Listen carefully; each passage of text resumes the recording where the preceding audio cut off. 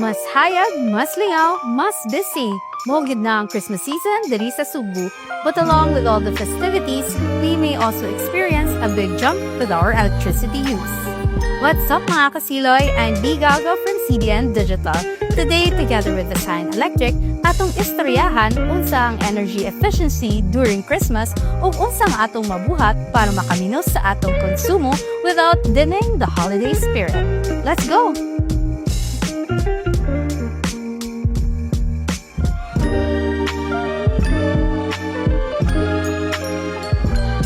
Ako di ay si John Manuel Mantalaba, System Operations Supervisor from Design Electric.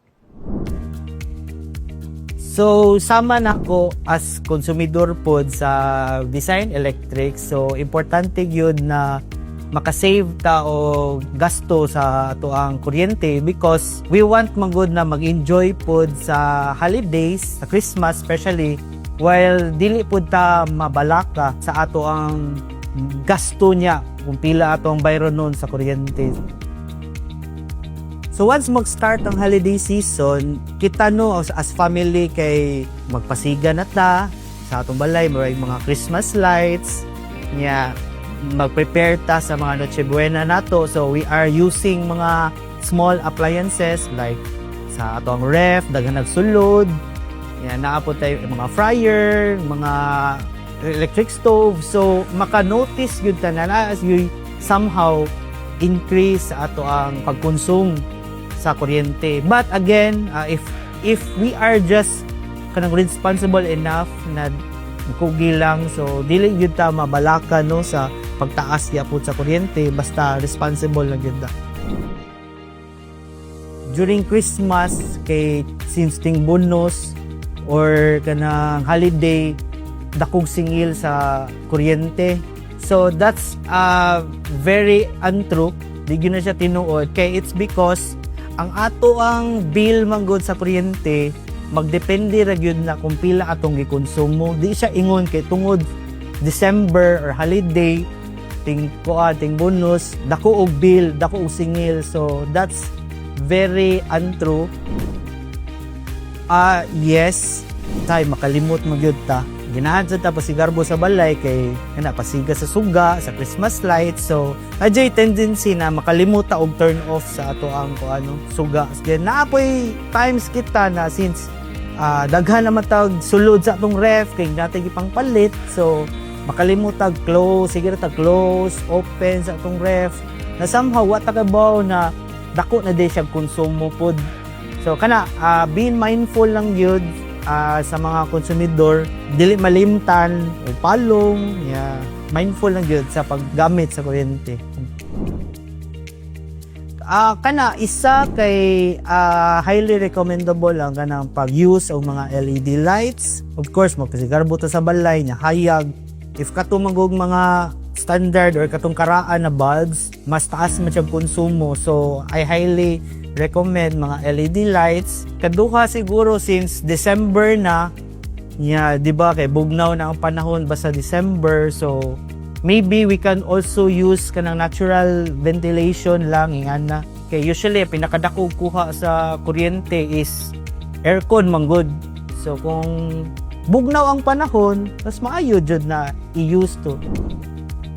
So kung ang every consumidor mo at least makasave siguro mga 10 to 20% of the bill during sa Christmas season. So imagine mo na i-replicate na nimo every 1,000 household. So of course makita na to ang ato ang demand sa kuryente mo gamay gyud. Equivalently kung mo gamay ang atong demand, mo gamay pud ang supply na kailangan. In effect siguro sa market, if gamay lang ta, nag-save data na, posible sa market, maubos yun ang presyo sa kuryente. So, LED lights mo good, mo na siya ang newer na technology compared to the traditional like incandescent bulbs. Compared to that one, mas cost efficient in terms of long term, kay mas gamay man ang kaon sa kuryente. Ikaduha, mas safe siya kay dili siya mo init. Ikatulo siguro kay mas long lasting siya in terms of life cycle. So LED lights are mostly used na gyud in all the houses. It is also applicable po sa mga Christmas lights. The same brightness pero mas makasave manggug ka kung LED lights imong gamiton compared sa traditional ones.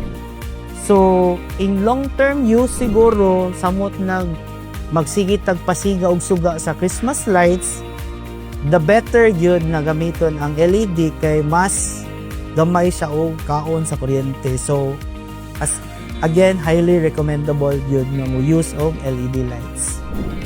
While enjoying Christmas, di mo kita ingon na malimot mo ta time good kay tungod we are enjoying. Somehow we need also to be responsible lang paggamit sa kuryente kay kana magpasigarbo ta sa suga na to or magpa-sounds or mag-prepare sa Noche Buena, but we also need baya sa atong obligation to pay san baya. So dito sa taginahan ma-shock no sa atong bill after sa Christmas. So sigarbo gyapon festive pero at the same time be responsible na pod sa paggamit sa kuryente. So, Design Electric na atay Facebook page and naasa tay Messenger. You can always go there 24/7. And we also have hotline 230-8326 and also natay mga mobile numbers pod for emergencies. And ako said i-encourage everyone na mogamit pod sa mobile app namo. Download na ninyo through the sa app sa cellphone. Para at least ma-monitor pod ninyo ang bill every month niya makita sa ninyo real time. You've heard it, mga kasiloy. CV Energy doesn't mean spoiling all the fun. It just helps keep Cebu powered this Christmas. A big thank you to Mr. John Manuel Mantalaba, System Operations Supervisor from Design Electric, for showing us how we can all celebrate more responsibly. This has been B. Galgo from CDN Digital, reminding you to keep your holidays bright but energy smart. See you next time, mga kasiloy!